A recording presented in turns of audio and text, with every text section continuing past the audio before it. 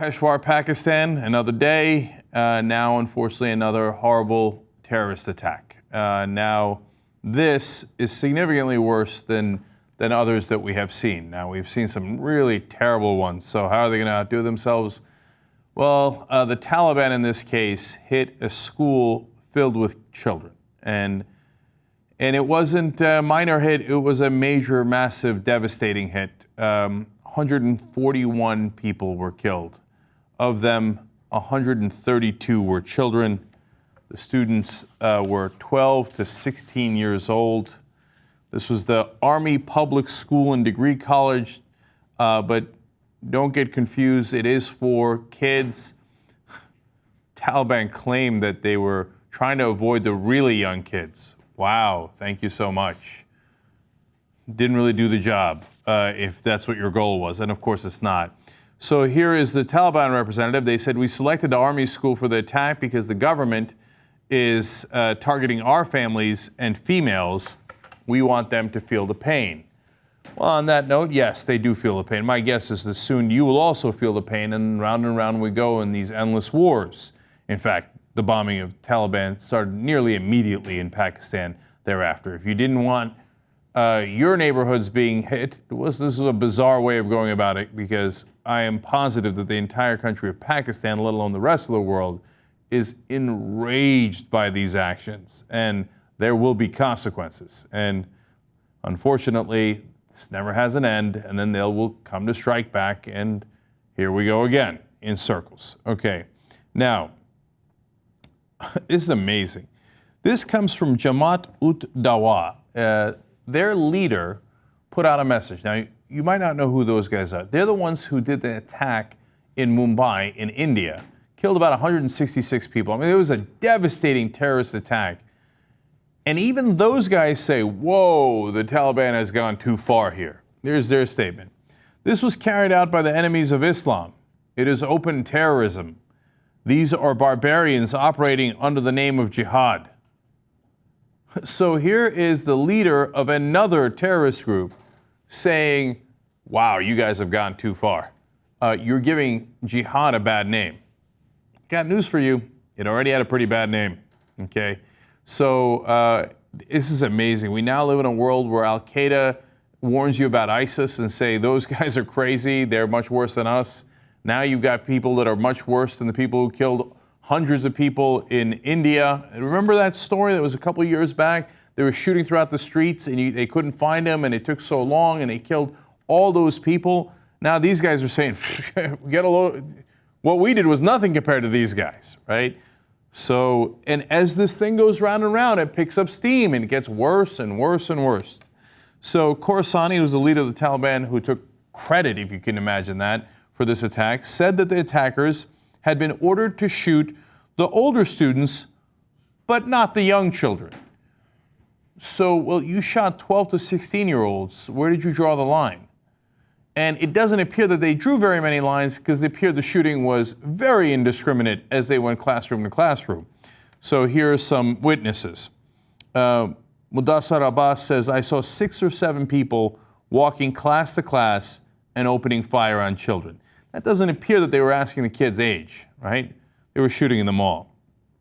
Here's another student who said, while we were being moved out, we saw bodies of our classmates lying in the corridors. Can you imagine? Now, here's a kid who was shot in both legs. He's hiding under his desk, but he doesn't want to make a sound because he's afraid that if he screams out in pain as he's been shot, that they'll know he's still alive and kill him. So he says, I folded my tie and pushed it into my mouth so that I wouldn't scream. Well, this is exactly what terror looks like. It is unbelievably terrifying. And, you know, you got the people who survived, and there are dozens and dozens who are injured, of course. You've got the grieving families. You've got the kids who were killed. You've got the teachers who were killed. And understand this, to the best of our knowledge, the victims were also all Muslim. So this was done in some perverse interpretation of Islam. although as an agnostic, I don't believe there is a great interpretation of Islam. There are good parts of the Quran talking about, how everyone is equal in the eyes of Allah. Yes, there are good parts. And then there are parts, just like in the Bible, in the Old Testament and the New Testament, that can be interpreted to carry out this kind of evil. And unfortunately, fundamentalism throughout the world has gotten worse and worse, and we have arrived at this point. The final quote that I want to give you is from Tahir Ali. He is a father of a 14-year-old who was killed. And as he was recovering his son's body from the hospital, he said, "My son was my dream. My dream has been killed."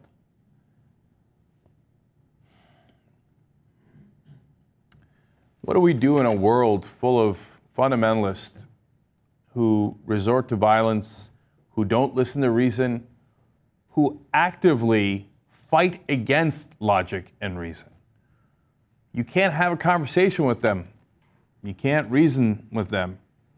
You can't talk sense into them. They don't care about sense. They actively oppose sense. You hit them, they hit you back. You bomb from the sky, they say, "Oh, you killed my civilians." And sometimes that is true.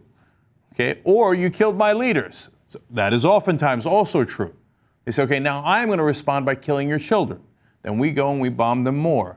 So violence hasn't gotten us to the answer. We've been doing this war on terror for over 13 years now. And where has it brought us? Where has it brought Pakistan? Where has it brought all of these countries? On the other hand, as I see this, every human instinct in my body, and I'm sure for a lot of you, is to strike back. I mean, as I read that father's quote about his son, the anger that rises up in all of us is undeniable.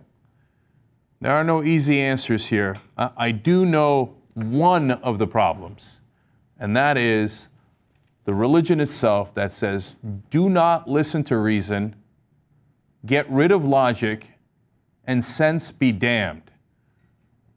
Only rely on an ancient text that was oftentimes written by power-hungry men for their own purposes thousands of years ago. Rely on that, take the most vicious parts, and then perpetrate that violence throughout the world. And we're supposed to just sit here and respect that. Well, I don't respect it at all. Your religion, and it's not just Muslims, it's also Christians, it's also Hindus who strike out against Muslims, and lately in Myanmar, Buddhists who strike out against Muslims. It happens to all the different groups. They are victims, and Muslims often do it against other Muslims, as happened in this case. But all of your religions, with all of their nonsense texts and dogma, they are wrong.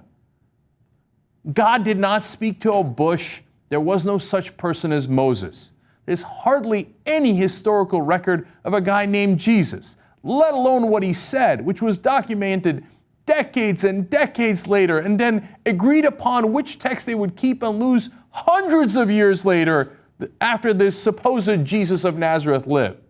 And then the history of Muhammad is, yes, historical.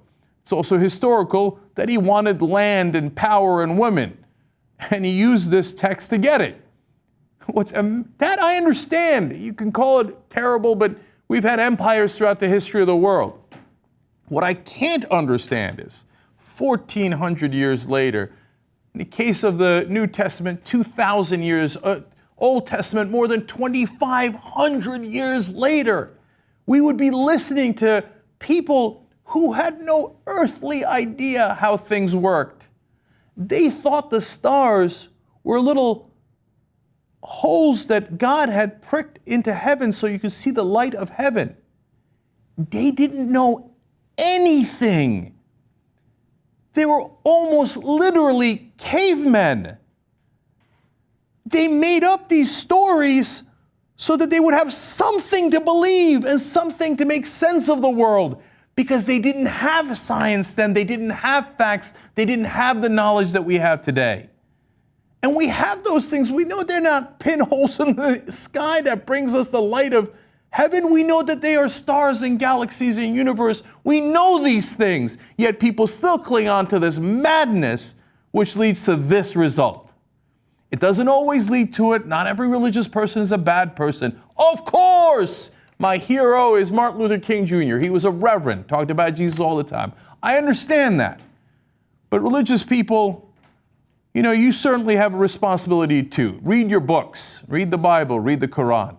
And don't skip over the atrocious and vicious and honestly genocidal part of the books. And they're in all of them. And don't point fingers at the other religions, pretending the one that you happen to be born into is just the perfect one. You got so lucky. Isn't that funny how everybody got lucky that the religion they're born into is the right one, and everybody else got unlucky when they were born into a different religion? Do you not have any sense of reason? How could that possibly be true? But yet you all cling on to it, and you all make excuses, and you rationale, and if we dare to tell you what is obviously true, you get so offended. Well, this is what I'm offended by.